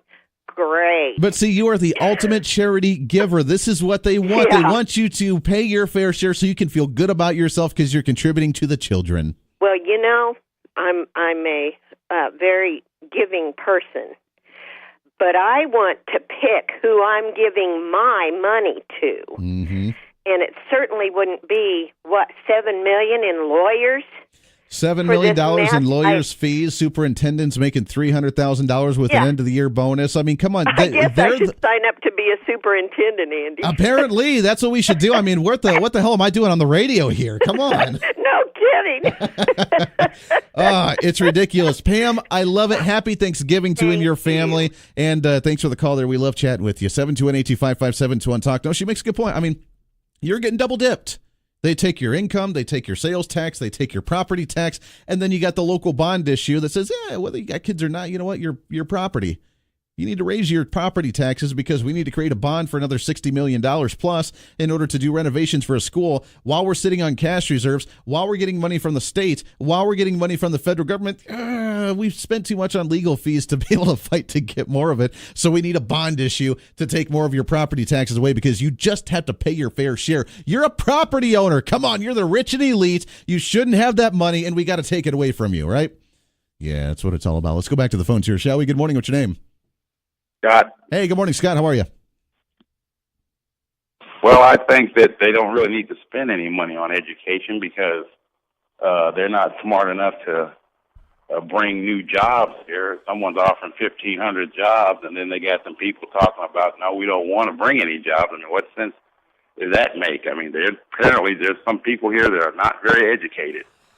Well, I'm with you. If we're not looking at trying to expand the industry, expand the area when it comes to jobs, when it comes to new business, when it comes to industries here, then why would we want to spend more money? Which I know now, again, a lot of conservatives are even concerned about this Tyson plan. I've been in favor of it with you. I've been in favor of putting this here. Now, how they do it, I think, needs to be addressed in order to do it properly, so that way people don't feel like it's concerning in their backyard when they have a well for their water. But at the same time, if we're not open to bringing industry to the area, then we're going to see a continuation of a squeeze on our taxes because we're not expanding more people to come here and be able to share that tax burden with us. Well, in the past, they've had Safeway here, they've had Teddy Hayes here, they have farmland here. What's the difference? I mean, apparently somebody is not getting the right kind of education because that's not making any sense to me, you know. And I graduated back in the 80s. Sure. So I don't understand. I mean, maybe they changed the education system. Money versus no money. That's a no-brainer to me. You're right, and I'm right there with you, Scott. I appreciate it. Happy Thanksgiving to you, my friend. Tonight, I'm right there with you. I see it as a big paycheck for the community, for the state, and for our area here, with more people coming in and with more jobs. And you're right. I want to share that tax burden with us. That's why it drives me nuts with these progressives. Oh, the rich need to pay their fair share. They already do. They pay massive amounts of taxes in the state and at the federal level. The rich and elite do. This entire facade of we're going to make the LLCs pay their fair share because they got a loophole is complete malarkey. It's bull. It's not true. Let's distribute it so that way we all have a lesser tax burden and we're all chipping in and contributing to the system, knowing that we're actually getting something from it when we actually pay into it, and we're all paying a lesser amount. It's the bell curve, baby. That's what it's all about. And we got to find the best way to make that happen. And by bringing more people in, by bringing new industry in, that's the way we're going to do it. 721-8255-721 Talk. Let's take another phone call here. Good morning. What's your name? This is Bill. Hey, good morning, Bill. How are you? Not too bad. How's it going? Hey, we're living the dream, my friend, every day. I just had a comment on our public schools. I mean, this is my first year as a full professor here at one of our local schools. And I have a couple of classes of mostly freshmen. Okay. 18, 19-year-old. Granted, some of them are from other states, but a good portion of them are from Kansas. And I've had to recommend to half of them they need to take a remedial English class. I've got term papers coming in from several of my classes. It looks like they put these on, they type these on with their thumbs on a phone. I'm actually shocked I don't have emojis at the bottom of it. I was just going to ask that if you saw emojis at the bottom, be like, hashtag awesome paper. Yeah. Yeah, that would be a great hashtag. Now, I'm they don't know how to form a paragraph. They don't know punctuation.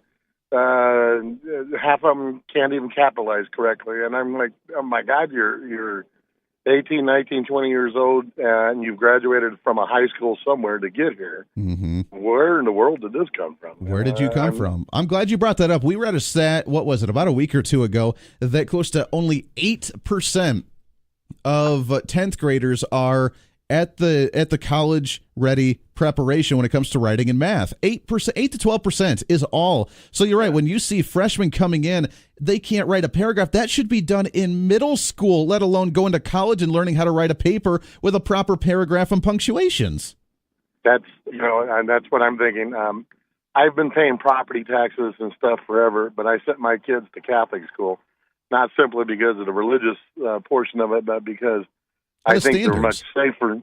Yeah, they're much safer, and they taught them better. And my kids were college ready in the 9th grade. All three of them, they were ready to go. Mm-hmm. And they've, two of them, unfortunately, are pretty lazy and didn't go to college afterwards very much.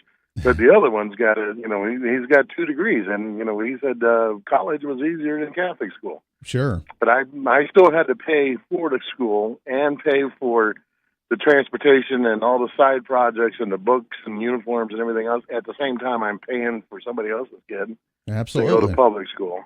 That is the burden, that if you choose to go to a private school in some way, shape, or form, then you're still contributing to the public education system. So I guess we can feel good about our charitable givings. I wonder if we can write that off on our taxes. Oh, wait a second. That's what we need to be concerned of. Exactly. Yeah, it's a little too late and $1 short for that one. But no, you're absolutely right. It's sad. Even your kids that didn't go off to college. I know that college isn't for everybody. I realized after 2 years of university that college wasn't for me because I didn't want to sit in a classroom with a bunch of left-wing professors. I wanted to experience the world. But still, regardless of whether you're going to higher education or you're going into the workforce, you need to at least to be able to form a proper paragraph to write a resume. You need to be able to learn basic math so you can actually do math on the fly if you're an accountant or if you work with numbers in any way, shape, or form. You need the basics, which we're graduating right now, even struggling with learning the basics. I know it's pretty sad. most of these people are good and bright people. They just haven't been taught correctly. Mm-hmm. That's what it is. Well, hey, I thank you for what you do, being a professor and teaching and having to go through that. It's a tough one. Happy Thanksgiving to you guys, and I appreciate the phone call very much there. 721-825-5721-TALK. I mean, look, I'm not a writer. They tried to have me write a blog on the KQAM website, and one of these days I'll get into it when I have a little more time for that. I would like to write a book at some point. My grammar is terrible. And I'll be upfront with that. You could probably even hear it when I talk sometimes that I done good saying what I want to say. My grammar is not the best at times. And I'll fully admit that. But at least I know how to write a basic paragraph. I think I do at least. I don't know. I haven't had it graded in a while. But we need to do that. We need to have a little bit of a focus on that. Math is always my thing. I was a math whiz until I got to calculus. And I'm like, no thanks. This is The Voice of Reason on KQAM. Stay here. You're listening to The Voice of Reason with Andy Hoosier.